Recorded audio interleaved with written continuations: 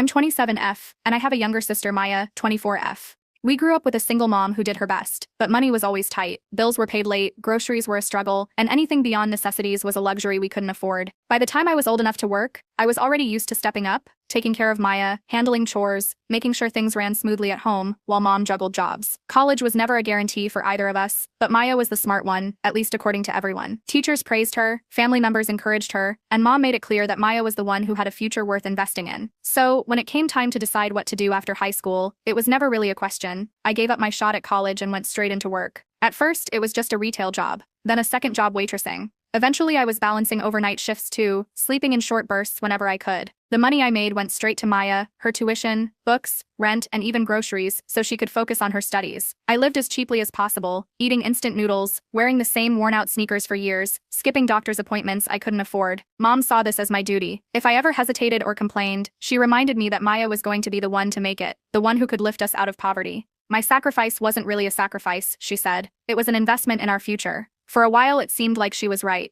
Maya graduated with honors, top of her class, and landed a high-paying finance job straight out of college. When she called me that day to celebrate, she told me I wouldn't have to struggle anymore, that she would return the favor and help me get my life back on track. That was the moment I let myself believe things would finally get easier.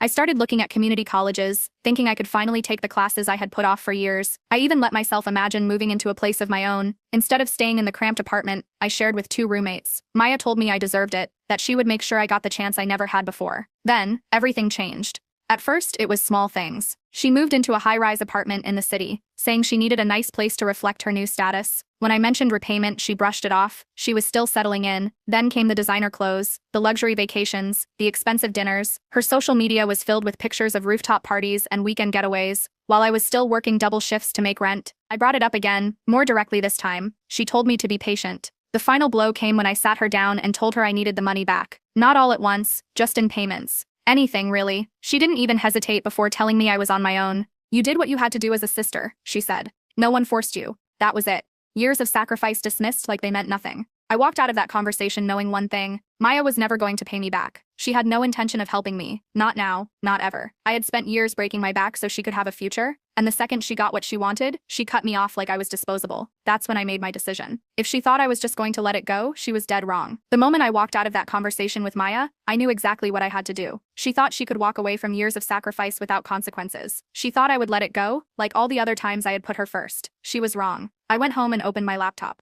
I had kept every receipt, every bank transfer, every text message where she had promised to pay me back. I had records of tuition payments, rent deposits, grocery bills, everything that proved I had financially supported her for years.